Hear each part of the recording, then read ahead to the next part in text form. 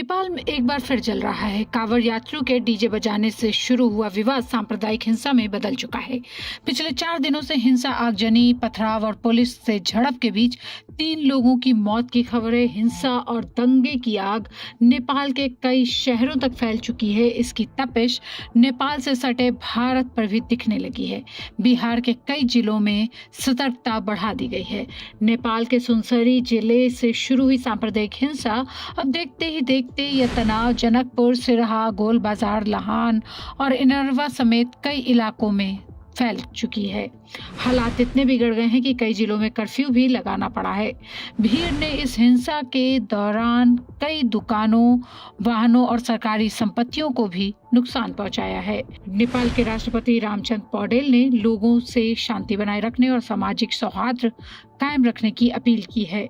हिंसा की शुरुआत सुनसरी के देवागंज में बोलबम यात्रा के दौरान हुई। स्थानीय लोगों के मुताबिक हिंदू श्रद्धालुओं और मुस्लिम समुदाय के कुछ लोगों के बीच विवाद डीजे बजाने से शुरू हुआ। स्थानीय स्तर पर यह भी आरोप लगाए गए कि मंदिर की सार्वजनिक भूमि पर मुहर्रम के अवसर पर लगाए गए झंडे को हटाने से ये विवाद शुरू हुआ था। इसी विवाद के बीच रविवार रात बोलबम यात्रा शुरू हुई। उसके बाद हालात अचानक हिंसक होते चले गए। भारत ने सीमा पर सुरक्षा बढ़ा दी है। भारत नेपाल सीमा से लगे इलाकों में अतिरिक्त पुलिस बल और सुरक्षा बलों की तैनाती की गई है। आने जाने वाले लोगों की जांच की जा रही है। सीमा पर लगातार निगरानी रखी जा रही है ताकि किसी भी तरह की अप्रिय स्थिति को रोका जा सके। प्रशासन स्थानीय लोगों से अफवाहों पर ध्यान न देने और शांति बनाए रखने की अपील कर रहा है। उधर नेपाल में विपक्ष सरकार पर सवाल उठा रहा है।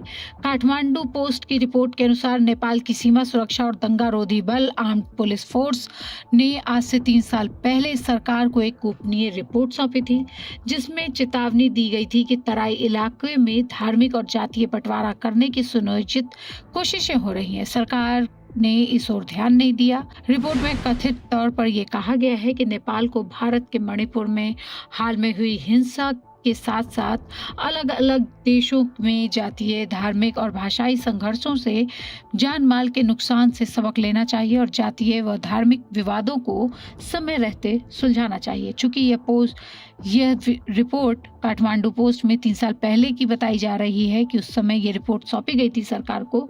उस समय भारत के मणिपुर में मैतेई ग्रुप के साथ काफी हिंसा चल रही थी। आरोप है कि हिंसा के शुरुआती दौर में प्रभावी कार्रवाई नहीं की गई, जिसकी वजह से हालात बिगड़ते चले गए। संवेदनशील इलाकों में पुलिस के साथ सशस्त्र बल और नेपाली सेना को भी तैनात किया गया है। कई स्थानों पर सेना ने फ्लैग मार्च किया, जबकि हवाई निगरानी के जरिए हालात पर नजर रखी जा रही है। लगातार फैलती हिंसा के बीच पुलिस प्रशासन की कार्यशैली पर भी सवाल उठ रहे हैं।